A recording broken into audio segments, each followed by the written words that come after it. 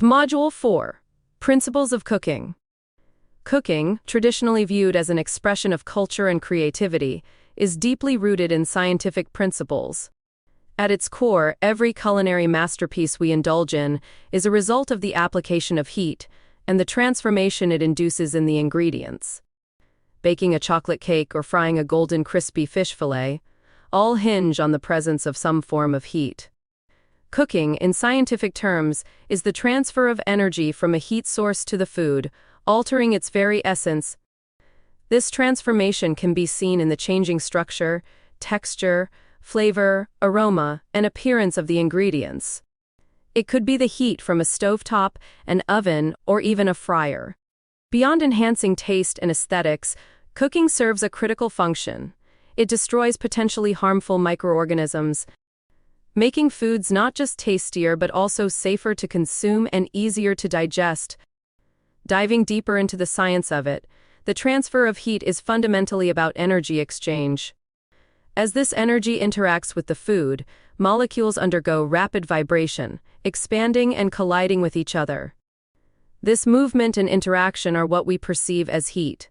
The method through which this heat energy is transferred varies, spanning from conduction, where heat moves through a substance, to convection, involving the movement of warm particles to cooler areas, and even radiation, where heat is emitted directly from a source to the food. Now, let's explore the composition of the foods we eat. At a basic level, they consist of proteins, carbohydrates, water, and fats. Alongside these, they also contain vital minerals and vitamins. When subjected to heat, each of these components reacts differently. For instance, proteins undergo a process called coagulation. Think of an egg. The clear liquid, rich in proteins, turns opaque and solidifies when fried or boiled due to this very process. Starches, found abundantly in foods like potatoes and rice, undergo a transformation called the gelatinization process when exposed to heat. This is why rice grains absorb water and swell up when boiled, or why a potato softens as it cooks. In the world of desserts, sugar reigns supreme. But introduce it to high heat, and it embarks on a delightful journey of transformation. It undergoes caramelization, where it turns a rich brown, releasing a sweet aroma and sometimes adopting a slightly bitter or burnt flavor, adding depth to the dessert.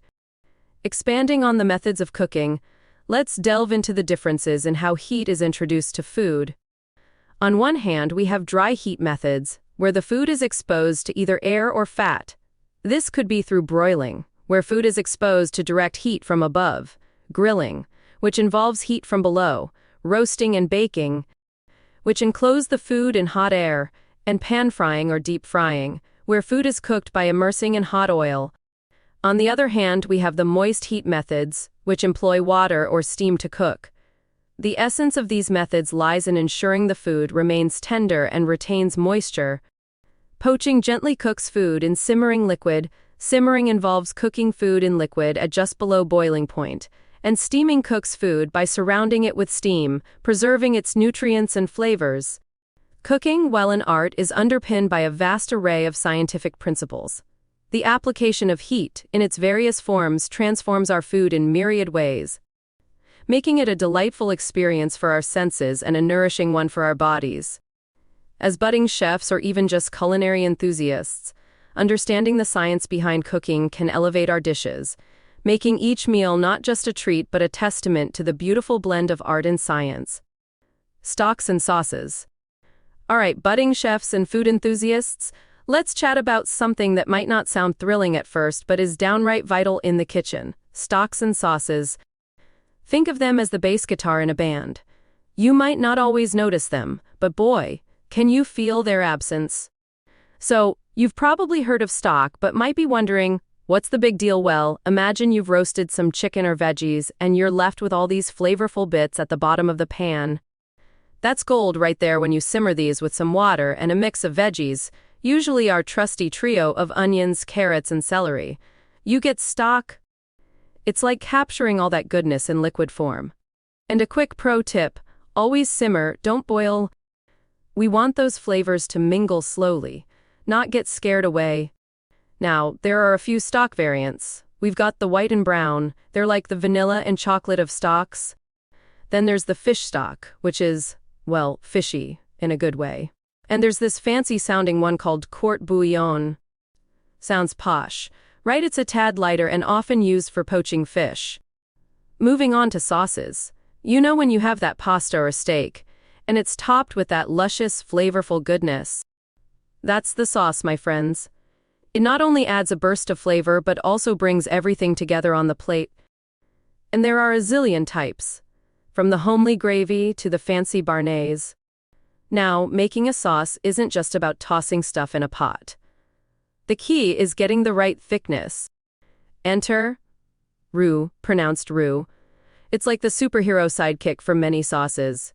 You basically cook flour and fat, like butter, together. And depending on how long you let them hang out in the pan, you get different types. There's the quick and easy white roux, the slightly toasted blonde roux, and the deep, rich brown roux. Each has its own charm and purpose. But hey, if roux isn't your thing, no worries, you can always thicken sauces with other cool stuff like cornstarch or even by reducing the liquid down. Oh, and before I forget, if you're ever quizzed on moist cooking methods, remember steaming is the answer. And for those of you scratching your heads about the perfect veggie mix for stocks, it's 50% onions, 25% carrots, and 25% celery. Kind of like the holy trinity of the stock world. So there you have it. The next time you taste a dish and wonder what's making it so mouth-wateringly good, chances are there's a well-made stock or sauce working its magic in the background. Here's to the unsung heroes of our dishes. Soups. Soups, often referred to as comfort in a bowl, hold a special place in our culinary hearts. Whether it's the tender memory of nursing a cold with a warm bowl of chicken noodle soup, or the thrill of exploring an exotic cold fruit soup on a hot summer day, soups have the power to transport us across emotions and geographies. Every soup starts with a foundation, a stock or broth. This is the canvas upon which chefs paint their masterpiece, using a mix of ingredients to bring out the perfect combination of flavors and textures.